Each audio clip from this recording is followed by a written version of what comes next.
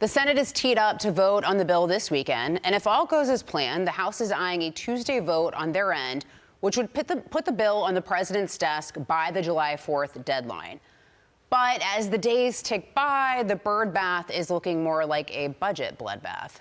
And to make matters worse, the Senate's version of the bill isn't all sunshine and rainbows as it is. The House Freedom Caucus is steaming over Biden-era green news scam subsidies, green grift, climate con subsidies, staying put. And now Daddy has to step in. We'll deliver a record tax cut, a record spending cut, a record investment in border security. We don't want to have grandstanders where one or two people raise their vote. We vote no, and they do it to grandstand. That's all. Not good people. They know who I am, who I'm talking about. I call them out. But we don't need grandstanders. We have to get our country back and bring it back strong. Texas Congressman Chip Roy is one of the members fighting against the bill's green tax credits, and he joins us now. Congressman, it's always great to see you. I've had you on my podcast a bunch as well. Yep. There seems to be some nuance here between the House version and the Senate version on these climate subsidies and how they're handled. Can you walk us through that nuance, and what are the differences between the way you guys handled things in the House and the way they're looking to handle it in the Senate? Yeah, well, first of all, thanks. Great to be on. Great to follow my good friend Byron Donalds, hopefully the next governor in Florida. He said some nice things about you. Yeah, we're good friends. We get along great. Look, here's the thing. There's not that much nuance, actually, on what we're talking about with the green scam subsidies. The House delivered on what we believe what would have been a complete shutoff of all future green new scam subsidies. We did it by ensuring that you had to have them in construction within 60 days of enactment of the law, but in service by the end of 28. The Senate is now undoing all of that, and they're basically leaving it open-ended because they're basically trying to give payouts to all of these corporations who are making money by taking the subsidies on the back of taxpayers and on the future and increased debt on the American people. I think that's wrong, with all due respect to my Republican colleagues. And by the way, they're hiding behind the parliamentarian. They shouldn't. Look, maybe the parliamentarian isn't doing exactly what she should do, but stop hiding there. Go make the right arguments and go do what you need to do to get the bill delivered.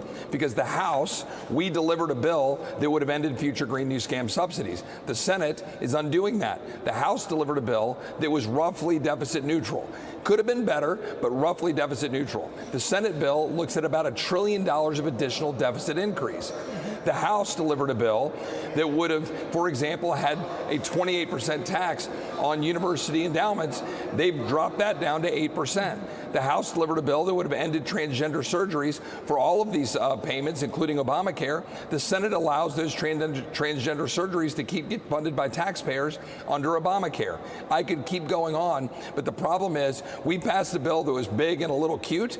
They're passing a bill right now that is big and really ugly. And we need to fix that if we want to do the right thing for the American people. The president is right. We need to deliver, but we got to deliver the right product. And the Senate isn't doing it. Stop hiding behind the parliamentarian. And the majority leader in the Senate, Majority Leader Thune, needs to honor his commitment that he made to us and to the Speaker to honor our framework in the House for dollar spending cuts to go with the tax cuts. We're for tax cuts, but we need the spending cuts so we can actually deliver. So how much, really quickly, I don't mean to take up so much time, but the changes that the Senate, Congressman, made to the climate con subsidies, the green grift, really on behalf of people like Senator Tom Tillis. He was one of the biggest screechers and caterwaulers about it. How much did that cost in spending? Because you cut, it was about $600 billion in the Inflation Reduction Act, the Green New Scam. What did they add back? How many billions? Well, on paper, we don't know yet because we don't have the text. What we have are what the committee has produced, where we believe they're going. At a minimum, we have $46 billion of additional, I think, scored dollars that would be on paper for the green new scam subsidies they don't want to repeal in the Senate.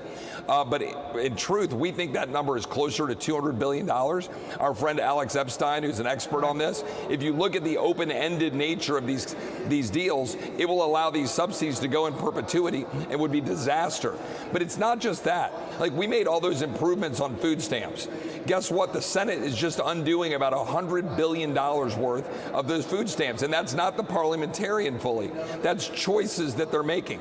They're making choices in the Senate to avoid the tough decision making you have to make to deliver for the American people on multiple issues. And they shouldn't do that. We're really close. The president is correct. We need to deliver. But I got to say something.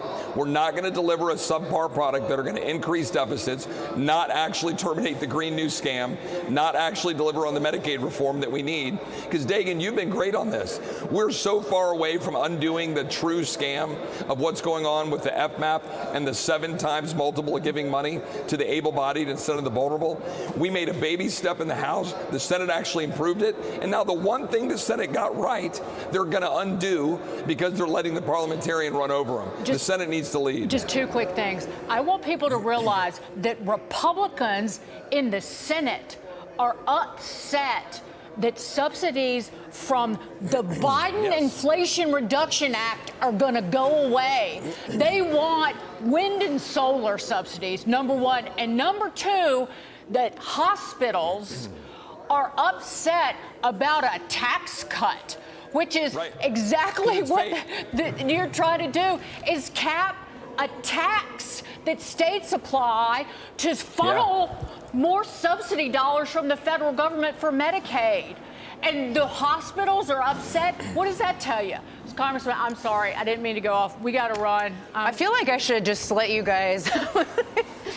You're very fired up. We wonder why we're $1.2 trillion in interest payments this year. That's all. 100%. $37 trillion in debt. It is time to do something about it. Thanks for having me on. Senate, you got to deliver, guys. Congressman Chip Roy, we feel your passion and your fight. Thank you, sir. We appreciate you. Appreciate it.